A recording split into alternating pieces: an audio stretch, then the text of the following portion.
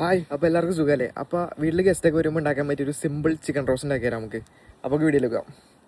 Chicken marinate ചെയ്യുന്നതിനായിട്ട് pepper powder, coriander powder, chilli powder, turmeric, cornflour, soya sauce, chicken powder എന്നിവ add ചെയ്ത് mix ചെയ്യുക. Gravy ഉണ്ടാക്കുന്നതിനായിട്ട് ginger, garlic, onions, chilli ഇവയൊക്കെ അരിഞ്ഞെടുക്കുക.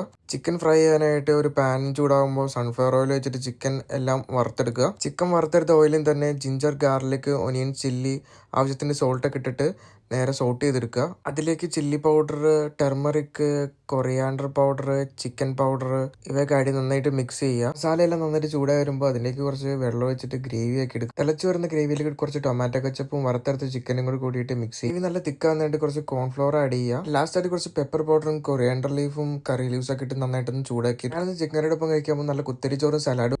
അപ്പോൾ നമ്മൾ ഫുഡൊക്കെ ഉണ്ടാക്കി കഴിഞ്ഞു, നമുക്ക് ടേസ്റ്റ് ചെയ്ത് നോക്കാം. നമ്മൾ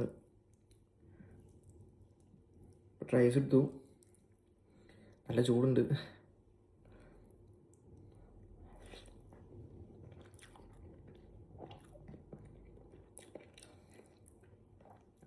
ഒന്നും പറയില്ല, പൊളി ഐറ്റം. എനിക്ക് ഭയങ്കര ഇഷ്ടപ്പെട്ടു. അപ്പോൾ എല്ലാവരും നിങ്ങൾ വേണം ട്രൈ ചെയ്ത് നോക്കണം. ഇത് ഭയങ്കര ടേസ്റ്റ് ഭയങ്കര അടിപൊളിയാണ്. അപ്പോൾ ഞാൻ ഇതൊന്ന് ഫിനിഷ് ചെയ്യട്ടെ. അപ്പോൾ നമുക്ക് അടുത്ത വീഡിയോയിൽ കാണാം. ബൈ.